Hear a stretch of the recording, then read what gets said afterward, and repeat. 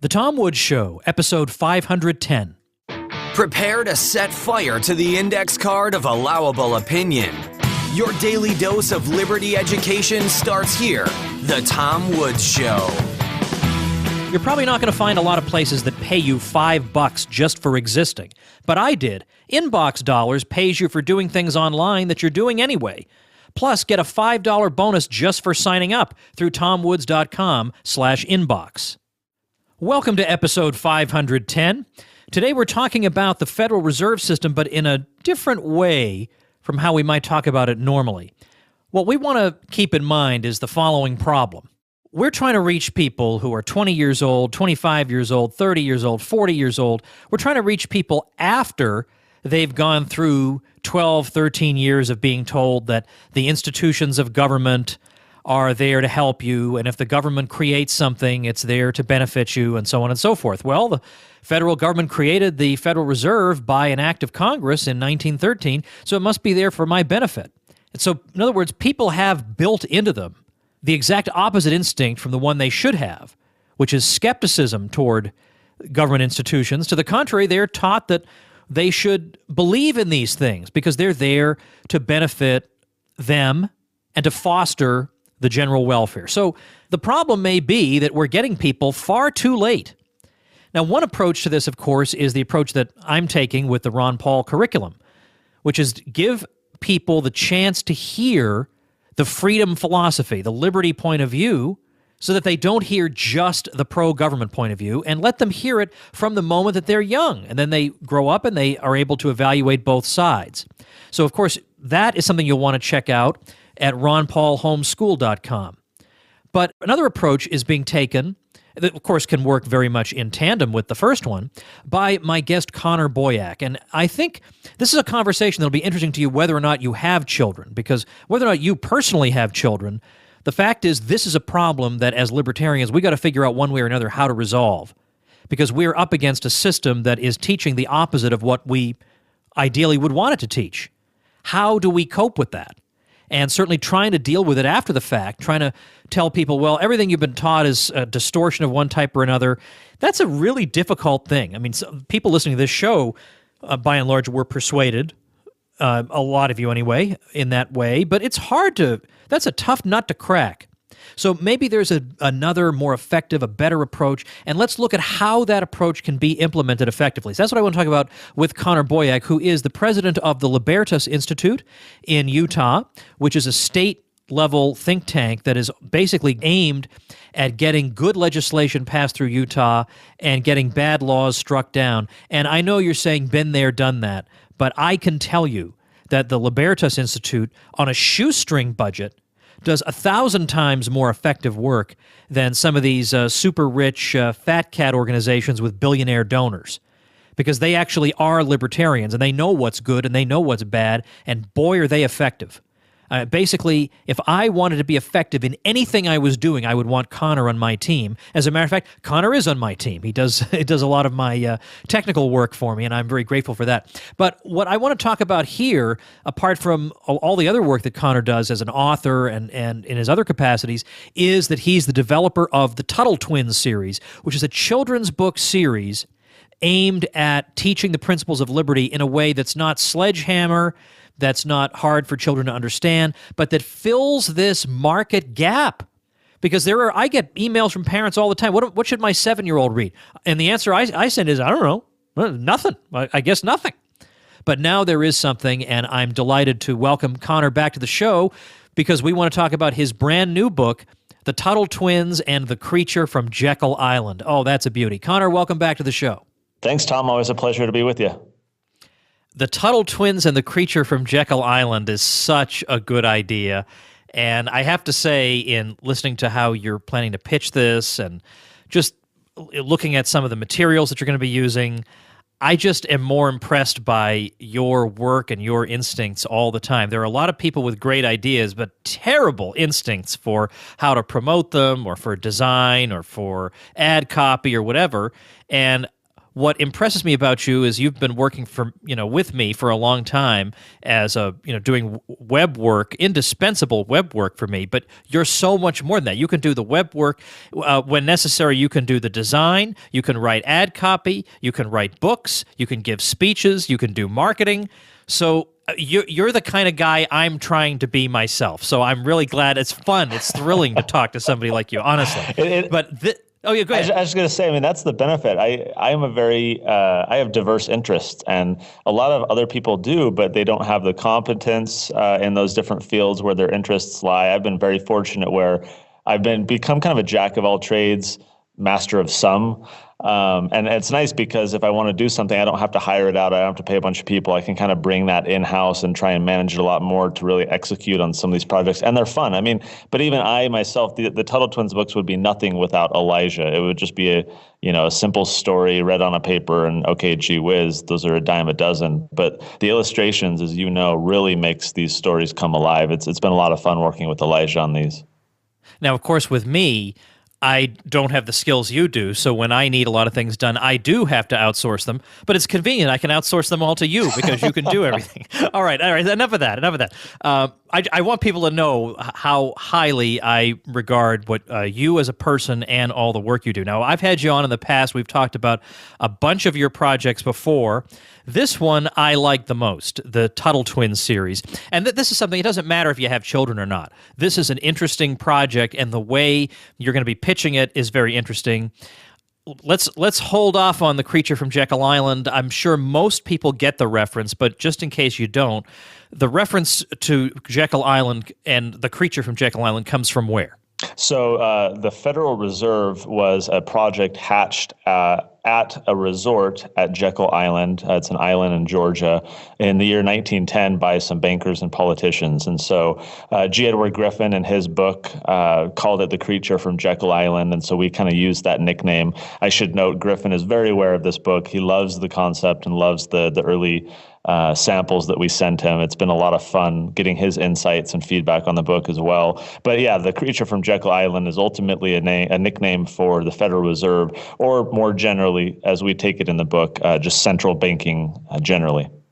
So this is a children's book that's going to explain to them, well, not the dual mandate of the Fed or anything like that, but the basic idea of the Federal Reserve in terms of the effects that it has on the general public. So that's what we're going to talk about today. I want you to set the stage by telling us briefly about the two other books in this series. The Tuttle Twins series, which you can find at TuttleTwins.com, is and is going to continue to be a series of children's books covering a lot of topics in the spectrum of liberty. Yeah, so our first book is The Tuttle Twins Learn About the Law, and it's based on The Law by Frederick Bastiat. Elijah, the illustrator, and I, when we were reviewing all the different subject matter that we might want to cover in the book, we asked ourselves, what if we could only do one book, if the market doesn't prove itself, if this becomes more just a hobby than a business, what one book would we want to create? And for both of us, The Law by Bastiat was so instrumental in our intellectual development that we wanted that to be the book for our own children. Even if no one else took any interest, we wanted to bring that book into existence. And so that became our first, but the response was phenomenal. In fact, it was kind of funny. Our theory was that the greatest market would be libertarians who have read these original works and want to share them with their children in an accessible format that a 5-year-old or an 8 or 11-year-old can understand and wrap their mind around. So we got a booth at Freedom Fest, which is the annual, libertarian confab out in Vegas every July. And it was really interesting. I mean, a lot of libertarians either, don't have kids or whatever. We sold a lot of books. We had a lot of interest. It was fantastic. But then we started going to homeschool conventions. And I mean, it was like incomparable, the response and the interest and everything that we got versus the Libertarian Conference. Mind you, these homeschool moms, because usually they're the moms taking charge of, curriculum research and everything. These moms had never heard of Frederick Bastiat, but by virtue of the fact that they're homeschooling, they're very independent-minded. They're always looking for new things to give their kids. They believe in freedom, even though they don't understand, necessarily what that means. And so they become our hugest market. We do a lot of advertising in that space, and it does really well. in that area. So we said, we got to keep this series going. There's so much positive response on these books. They're selling really well. So our second book came out in December. It's the Tuttle Twins and the Miraculous Pencil. And so that's based on Leonard Read's famous I Pencil essay talking about economics and the miracle of the market and how no one knows how to make a simple pencil. It requires the spontaneous collaboration of diverse interests and parties. And so that became our second book to teach young minds about the free market and why it's important, how it works. This third one, of course, is teaching monetary policy and inflation, barter, savings, banking, and everything else. And so, as you said, this will continue to go on. We're hoping for about 8 to 10 books. And I mean, the wildly positive response that we've received is just fuel to keep it going, both financially, but even just the support base and the interest and how eager people are to get these books as fast as they can to give to their kids. It has been a ton of fun working on this project. Let me tell you why it seems to me this is such a great idea.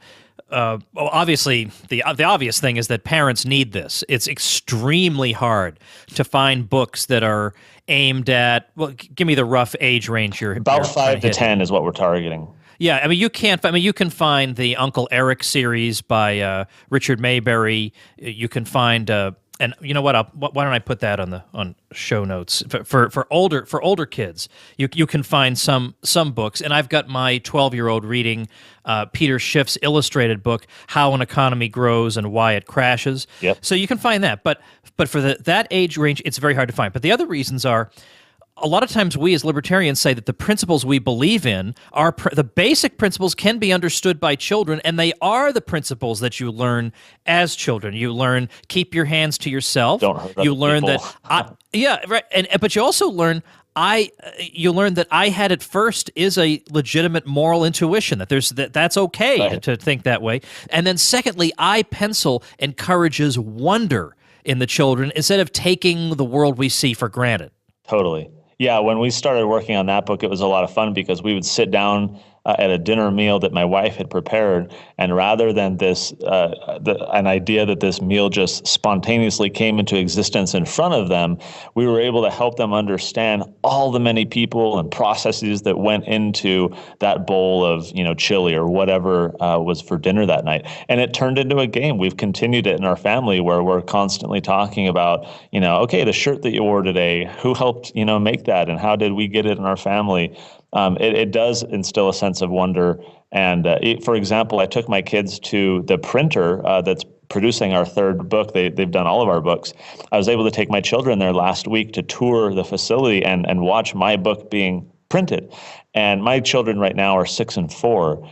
And it was phenomenal for them to see this massive machine with the rolls of ink and the paper shooting out at like 5 or 6 papers a second. And all the different people who were there working on it and the cutting and the folding. And it was just eye-opening for them to see that, okay, well, even the very book that teaches about, the miracle of the market, here's how it itself is being produced and all the different people. And so really trying to open the eyes of these young children to the world around them. But again, through a fun story. This isn't like a textbook like, okay, here is what, division of labor means or medium of exchange. But introducing these concepts in a very fluid format and a fun story so that the kids aren't even necessarily learning, or they're not, doing it to learn. They're doing it because it's a fun and interesting story, but along the way, they're being introduced to these concepts, and really our retention rate is super high. You look at the families that buy every single book in our series, and then as we send out surveys and get customer feedback, these kids are reading these books over and over and over again. It's not just a one-time read or anything. And so the kids are really learning the concepts, and they're applying it to the world around them. And to me, I can't think of a better thing. I mean, you think of how many hundreds of millions of children are going to government schools right now and how they're being indoctrinated in statism. Why are we punting? Why are we allowing that to happen for 2 decades before we as libertarians reach out to these people and try and educate them? We've kind of defaulted to taking it for granted that children are going to be raised with these socialist ideas. To me, I think we need to counter that, and that's kind of the overarching goal of the Tuttle Twins project, is to provide families and the children specifically with an alternative so that they can get that foundation of freedom from a young age. That way, we don't have to spend so much time educating so many people. The work will have been done, 5, 10, 20 years ago when we target these folks as children and help provide them that intellectual base that they can build on rather than having to unlearn everything they first learned before we can teach them correct principles. So let's get into this new title of yours, the one on Jekyll Island. One of the key characters in this book, and yes, indeed, I have read the book. Adults, nothing wrong with this. Adults can read books too, and I, of course, want to be prepared for the episode. But the grandfather plays an important role here, and incidentally, governments. One thing they can't stand is older folks, and the reason, at least revolutions can't stand older folks, because the older folks remember how society used to be. Exactly. And a revolution wants to overthrow everything and create a new world. Well, likewise, they can remember the old monetary regime, and that is annoying. But yet it's the grandfather who begins indirectly to get the kids thinking in the book. Yeah, and that was intentional. As you think about one of the most dastardly things that the Federal Reserve does is not just the present manipulation, but it's really the attack on those who have and depend on savings, which is your retired senior citizens largely. I think of my own grandparents, right? You're on a fixed income, and year after year you see its value eroding. And so I wanted to introduce the grandma and the grandpa into this book and have the story centered around them and their problems. Right off the bat, the grandparents take Ethan and Emily, who are the Tuttle Twins, take them to see a movie. And immediately Grandpa was like, oh my gosh, the tickets cost this much these days? They used to be 50 cents when I was a kid. And so immediately we're introducing this concept that, well, wait a minute, why have movie tickets increased in cost over 20 times since when Grandpa was the same age as the twins? And so then little by little we go on sprinkling these ideas before our Grandpa really opens it up and explains it a little bit more, so that we tease it for the kids and they can begin to understand that a candy bar hasn't always cost 99 cents. I mean, even when was a teenager, and I'm a young guy, I'm only 33, the candy bars were 24 cents. I remember I could go to the store and buy them with a quarter. And even now, I go to the grocery store and you pay a full $1 to get a candy bar. So we want to help these young children understand that prices have gone up, because that becomes the problem that opens us up to what the solution is. Now, of course, what somebody could say, and that I used to think to say to my own grandfather, was, yeah, I know all these things cost 5 cents in your day, but you probably earned $10 a week, so it was more or less a wash. But the problem was when he was earning $10 a week and setting aside 10, 20 cents a week for savings.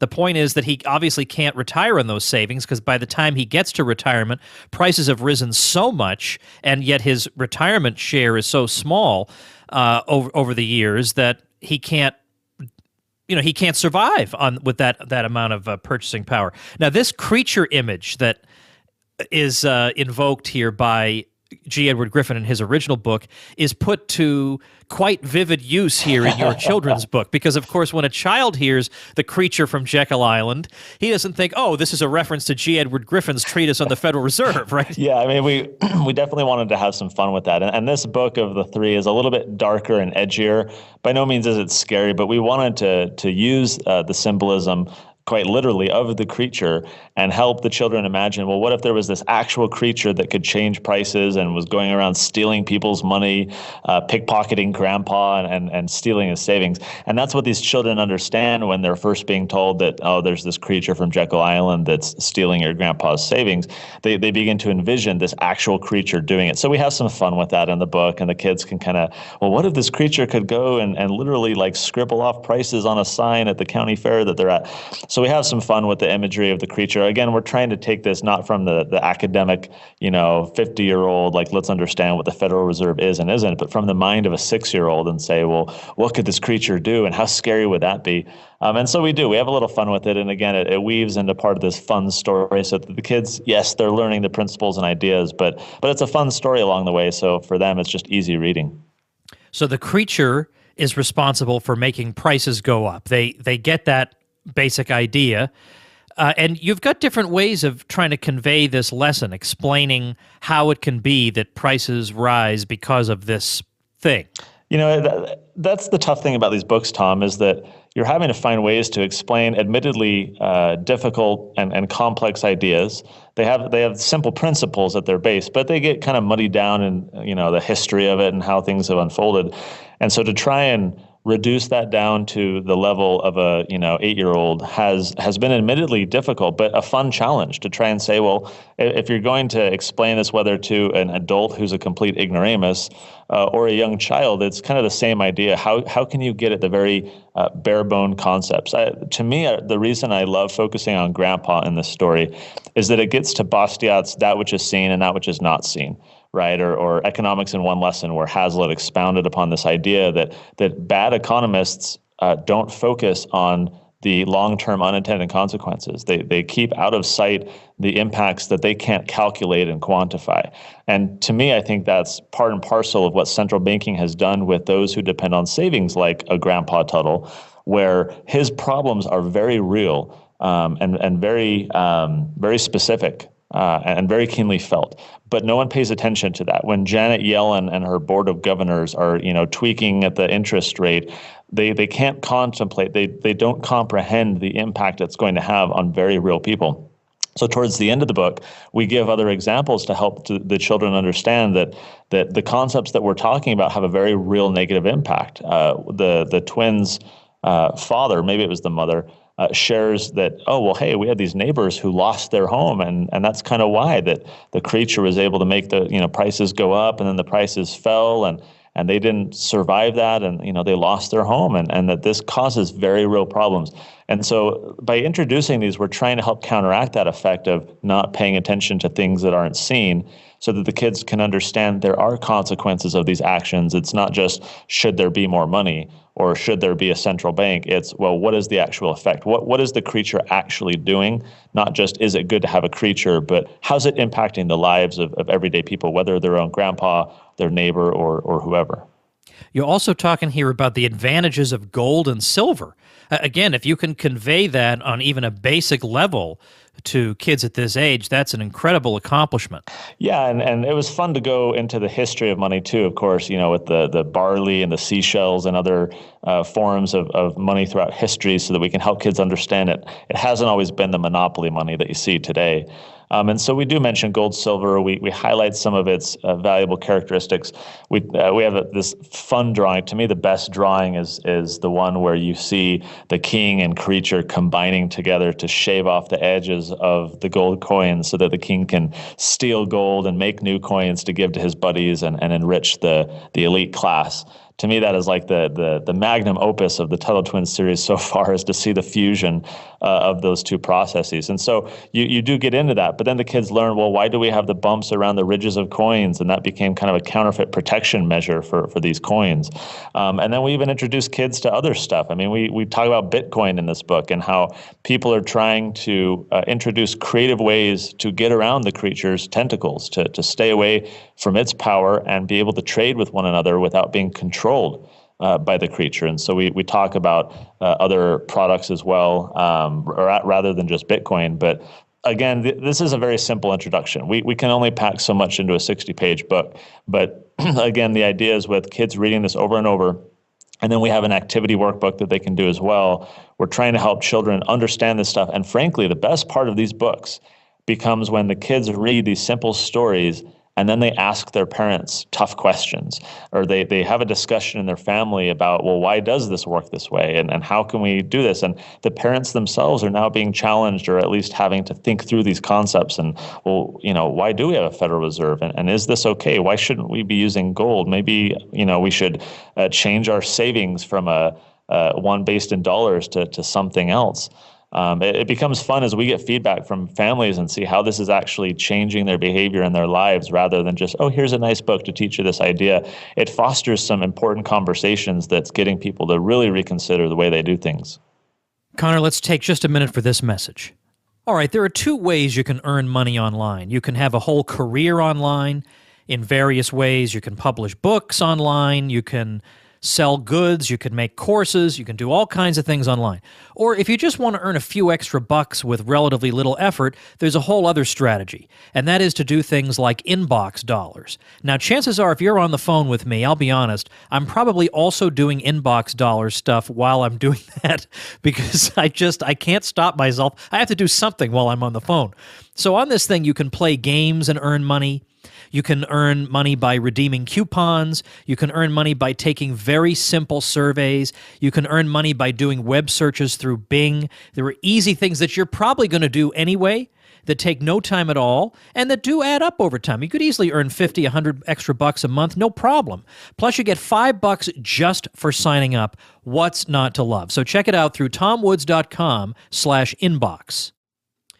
Connor, let's take a minute to say something about the illustrator, Elijah Stanfield. You mentioned him a couple of times at the beginning, who does such a tremendous and beautiful job illustrating this book. And I want to mention this in particular because there's a phenomenon among libertarians and sometimes among Christians where libertarians will do something like they'll make a movie and they'll say, this is a libertarian movie. It's terrible. The production quality is terrible. The acting's terrible. The script is wooden. But hey, it's a libertarian movie, so you got to go out and support it. So, you think maybe out of a grim sense of duty, maybe I'll go out and support it.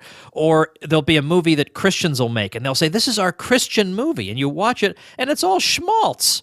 But they say, well, it's a Christian movie, so open up your wallet. Right. In your case, you've taken the Tuttle Twins and you've executed it in such a way that it's not just a good libertarian children's book. It's a good children's book, period. It's good on its on the industry's terms and on its own terms. Yeah, I have colleagues, friends who have done children's books, and the illustrations are pretty juvenile. They're very simple. They look like they spent about 10 minutes per page.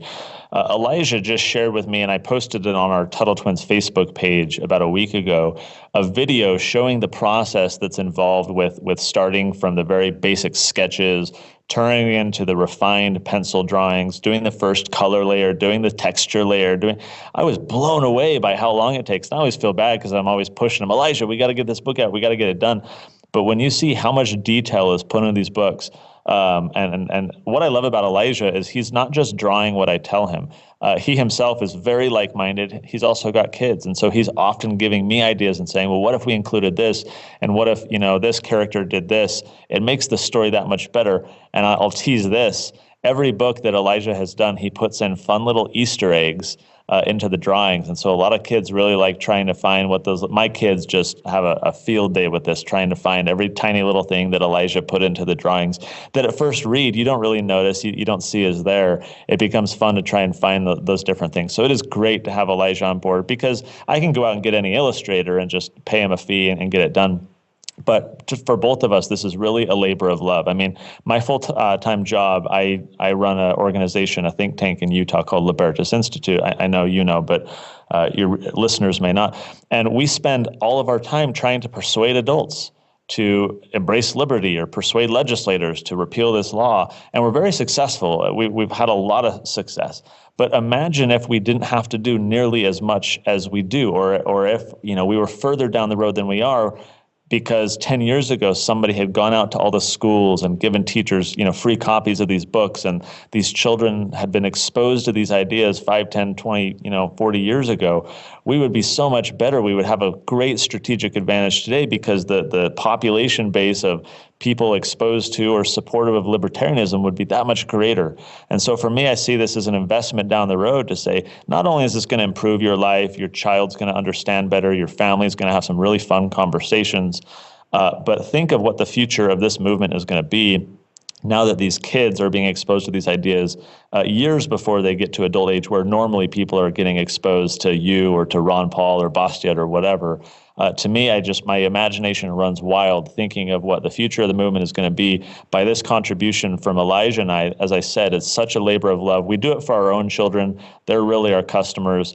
But it's so, heartening to hear of all the different families that we're impacting. And I'm excited, again, that which is not seen. I have no idea, what the consequences of this are going to be down the road. But my imagination does run wild at the positive impacts this is going to have for all of us. I want to have you say something about the promotion strategy that you were telling me about before we started, how you want to pitch this. And it's not just by saying, hey, parents, here's a great book for your kids, although that's a perfectly respectable way of doing it, but you have a creative idea that I really like. So I'll share that one and then another one really quick. Last night we were bouncing around different ideas. One is we're thinking we might go record a child actor or even try it with one of my kids, speaking into the camera to Janet Yellen or to Ben Bernanke and saying, hey, listen up, what you're doing is wrong and I'm going to explain to you why. And have a 3-year-old or a 6-year-old deconstruct the entire Federal Reserve and say, I learned in this book that I read last week that what you're doing is evil and you're stealing my grandparents' money, et cetera, et cetera. So we think it might be fun to do a little bit of a viral video like that.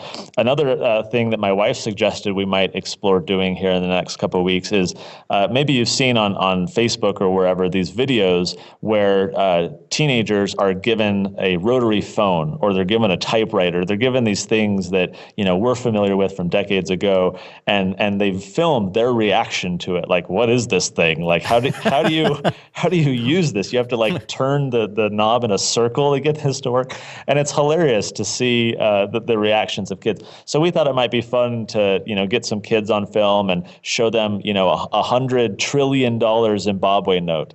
And see their reaction like, oh my gosh, I'm rich. Or maybe we offer them like, would you rather have this gold coin or this $100 trillion note, and see which they choose, and just have some fun with the kids getting their actual reactions to some of this stuff, and have that be a marketing pitch for the book. So we're looking for some creative ideas because, as I said, we can go out to all the people who have read Creature from Jekyll Island or who want to audit the Fed. I mean, really our Ron Paul population is kind of our natural base in terms of familiarity, but we're so confident in the impact these books can have, even just from our limited testing within the homeschool community, that now that we've got 3 books in the series, we're going to try and amp it up marketing-wise and reach a really broader population, bring some new people into the movement rather than just having the second generation echo chamber by going after the kids of people who already agree with us. Let's cast the net widely, see where it leads. And so we're looking for some fun ideas that we can do that. Certainly if your listeners have any ideas, we're very accessible. TuttleTwins.com. There's a little contact link.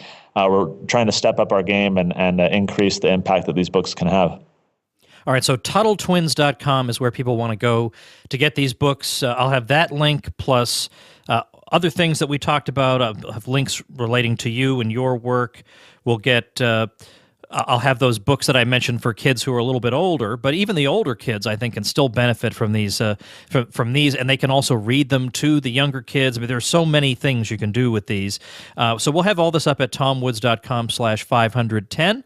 And best of luck with this. It's so great. Are you able to share with us, even though I don't want you to steal your own thunder, so it's okay if the answer is no. Are you able to share with us any future ideas for the series? Yeah, so we're trying to toy around. This is a ton of work to produce this book. And so if past is indicative of present and future, Elijah and I are going to kind of take a break from working on these. I ramp up all the marketing and production, distribution, and everything, but it is a ton of work. And so we'll probably take a little break from it, but we're thinking future books might include a book centered around the non-aggression principle and the golden rule. We might do one where the Tuttle Twins, right now they're in a government school. If you remember the first book, they're sitting in class with Mrs. Minor. So we're thinking it might be fun to do a book where they tour, the Sudbury School or an Acton Academy or something, and their parents decide to pull them out of school, homeschool them or unschool them, and introduce people to the problems with the Prussian model of education and why that's important. So we might do an education-centric book. Let's see, what are some other thoughts that we had? We might do one where Tuttle Twins go to Congress, and so they see some more of the inner workings behind what's going on. But we're debating lots of ideas. In terms of our next book, it'll probably be the one centered on the non-aggression principle. We've got some fun ideas up our sleeves that I don't want to give away quite yet, but our 3 books that we have right now are phenomenal. Again, we would love people to pick up some copies at TuttleTwins.com. And Tom, thanks to you for helping spread the word. It's been a lot of fun seeing the impact these books can have, and we think we can take it even further. It's such a great idea. I'm so excited about it. I have the first 2 books myself. I have the other one in PDF so far. Hint, hint. And I've been sharing them with my own children. So I'm really delighted to be able to play a role in this. Best of luck, and everybody check out TuttleTwins.com. Thanks, Connor. Thanks again, Tom. And that will do it for today's episode. Remember, the Contra Krugman podcast has launched. Bob Murphy and I evaluate and refute Paul Krugman's New York Times article every single week. Check it out at contrakrugman.com. Bob just emailed me a couple of nights ago, just hours before Krugman's column was about to come out. It comes out on Mondays. And he was saying to me that he's now so excited for Krugman's column to come out. He greets it with such anticipation because he knows he gets the chance to refute it on this special show every week. So I hope you'll join us there at contrakrugman.com. And of course, if you enjoyed this episode and you want to learn more about the Tuttle Twins books, then definitely the place to go is the show notes page for today, which is tomwoods.com/510. See you tomorrow. Become a smarter libertarian in just 30 minutes a day. Visit tomwoods.com to subscribe to the show for free, and we'll see you next time.